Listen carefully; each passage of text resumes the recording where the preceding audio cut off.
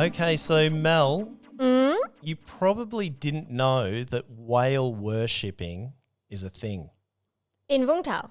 Well, at least it is in Vietnam and Vũng Tàu, yes. And it's actually practiced right along the East Sea coast of the country, mostly in the south, though, among fishermen. Well, it's not as surprising, but what I want to know is what's the connection? Like, Vũng Tàu has this massive Jesus Christ statue on one of its mountains. And for Christians, there is a Bible story called Jonah and the whale. Right, okay. So is that at all connected? I don't think it is. Oh, I don't think okay. it is. It's not a Christianity thing. Okay. I think it's more sort of Animism? animist or Yeah. animism where, it's the fishermen aren't looking to the skies For help. for help. It's this, Where they are kind of thing. this whale. Yeah. So in Vietnamese folklore, it allegedly began at the turn of the 17th century when a Nguyen emperor fled attacking forces by escaping to the sea. But in doing so, he was met with a storm that threatened to sink him and his troops. As the story goes, a whale rose from the depths and lifted the emperor's boat and carried him and his men to safety. To thank the animal, they bestowed upon him the title of Ga Om. Ga is fish. Fish, yep. Essentially, a broad term for fish. And Om is like an honorific term for, it's kind of like sir. Okay. You know, you might see that in Vietnamese official documents. Or invitation letters. Yeah, so I would be Om Mat. Yeah. Oh, wow. Ever since, there have been many stories about how whales have saved stranded fishermen and boats at sea. These days, there are temples up and down the coast of Vietnam, and there happens to be one in Vũng Tàu. It's a fairly small complex on a street corner, surrounded by a large wall, which isn't uncommon for temples in Vietnam. But something struck me the day I visited recently, where there were these small dog statues on each pillar, Like or a post. decorative element? Yeah, they were. Yeah, I guess so. I thought that, but looking into it, I realised that, or found out that the fishermen who worship whales, they also show deep respect for dogs. Okay.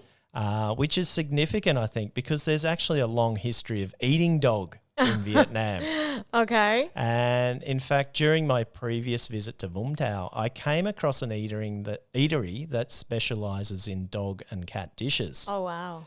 So, these little dogs are sitting up on the fence there, sort of Watching. Yeah, watching outwards over the street as if they're protecting the whale temple and the whales inside. Is the whale temple like a museum as well, where you can go is a in little and bit. learn something? Well, yeah, I guess like most temples, they're kind of living museums in a way. But this one's a little bit different in that there are about 3, I don't know what you call them, glass Pagodas? boxes. Glass okay. boxes. Like a display area? Yeah, displays. And they've got actual whale bones in them. Are there whales in Vũng Tàu? Is this like a migration route? I don't know, but allegedly there are whales. And, there's talk that any sort of fish that's hard to describe or doesn't really fit a particular classification might be called a whale. So like a sea cow or it might be confused a as dugong. being a whale or something like that. All right. So anyway, So is it a religion or is it like a community thing? Like, because, temples, there are some small temples that are like family temples, but there's also temples, let's say in a cul-de-sac or an enclave that is like a community worship area. For this particular one that you visited. It's a good question. These temples are dotted all the way up the coast. I don't know. Some people might say it's a cult. Oh. But I wouldn't go that far. Is there a donation box?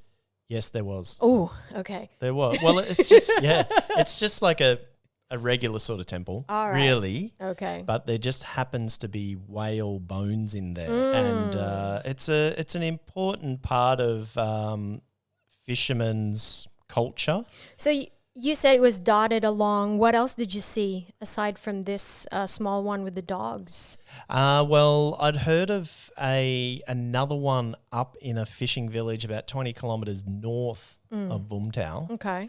That has a temple, but in the temple grounds, there's a whale cemetery. You saw this? Yeah, so I got on the motorbike the next day and rode up along the coast there past Phước Hải and then further up.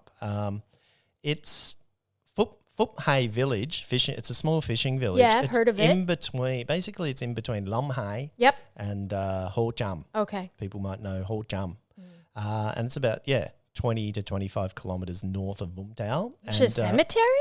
Yeah, there's a whale cemetery. And so obviously whales are revered. And so whenever a whale gets washed up on the beach or, remnants, perhaps captured or there's Okay. some kind of remnants or that, whatever happens and they get discovered, they're brought to this temple ground and then buried, given a ceremony. And when I was there were probably about, I don't know, there could have been 50 to 60 tombstones. graves. Oh, wow. Yeah, and they're mounds. Okay. Well, it's quite solemn well, and it's eerie. Well, when you say mound, it's probably, just some kind of like physical limitation of you can't dig too deep in the could be. sand. Yeah. So it's not like super 6 feet under. No. So yeah, they just put a mound to And there's also a stone, a headstone there that's got when the whale was found or Oh, buried, wow. and then a name. They've They given gi- each one a okay. name. Yeah, so it's kind of spooky as well. Did it have flowers and some some kind of people like people had been praying there, so there's some flowers there, incense. Oh wow. Footprints sort of all around the place. So there are people visiting throughout the day and perhaps sort of paying their respects. Wow, I didn't know that there's, that whales are Yeah. a big thing. They're quite revered. Wow. Yeah. And so much so that in Vũng Tàu each year in September, they have a whale festival. So oh wow. when you go to the whale temple, at the front of it is like I don't know how long it is, probably about 5 or 6 or maybe even 10 meters long, a whale float. It's kind of a float thing that they obviously bring out every During the September festivals. to walk down the streets. Yeah. Well, that's kind of like a super big float. They need to get pulled it with a tractor. Yeah, I think which brings me to the next point. Yes, good segue. While I was in Phước Hải, there was kind of this what I called an unofficial tractor pull. Okay. Now, I grew up in the bush in Australia and, grew up driving tractors. So I got very excited when I saw all these tractors running Like a around farming tractor. Yeah, they're just like a regular farming tractor. They're quite big. They got a cabin, Massey Ferguson's. Anyone who knows their tractors out there will know what I'm talking about. And there were probably 5 or 6 of them going up and down the beach and in and out and pulling out the fishing boats. The coracles. Yeah, they're called a coracle, I think. They're those round fishing boats, but not the old style. They're much bigger. Heavier, probably, much heavier. A whole bunch of men wouldn't be able to pull them out of the water. So they get these tractors to pull them out and pull them high and dry up onto the beach. They've got a motor in them as well. But it can't chug along, like enough to get to the beach on their own? Well, when I was there, they come in. Okay. They come in through the surf. So it's actually it's quite wild, the water there. I wouldn't swim there even. I'm a good swimmer. I probably wouldn't swim there by myself. And they come in as far as they can, depending on the tide. Yeah. So when I was there, it was probably heading out. Yeah. The tide was probably heading out, and it was probably about 100 meters Shore. right up to the shoreline, foreshore. Yep. There's a foreshore there. And they'd come in, pull them out, Pull it. and then Wow. the fishermen would pay them a small fee, and then they'd unload their catch, Wow. which wasn't much actually at that time. That was quite significant. Well, maybe it's also because of the season. Yeah, it might have been the timing because on the foreshore there are a bunch of cafes there, sort of little pop-up style mum and pop sort of cafe shops or whatever you want to call them. With a hammock? Yeah, there are a few of those, but they were just packed with fishermen. So I was there at a time when, driving down the street and nearly every third or fourth building was a cafe packed with fishermen all looking out into the ocean.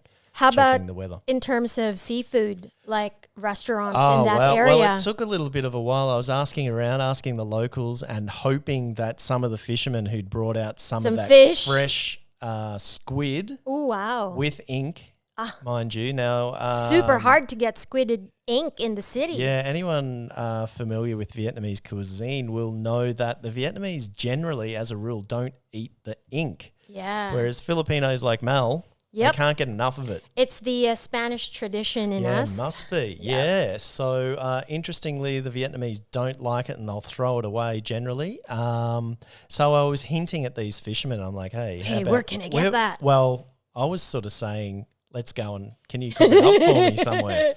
It was so fresh. Anyway, they pointed me in the direction of a restaurant and eventually I found this one called Tan Van. And awesome. I had salt and pepper squid and I had this favorite fish of mine called kaduk. Yeah, well, kaduk is super expensive in the city, and you can hardly get them. You don't see it much. It reminds me of whiting. So anyone in Australia who's used to having fish and chips and perhaps paid a little bit more, like especially up in Queensland, you might get some whiting as your fish and chips. It's absolutely I love kaduk. Beautiful.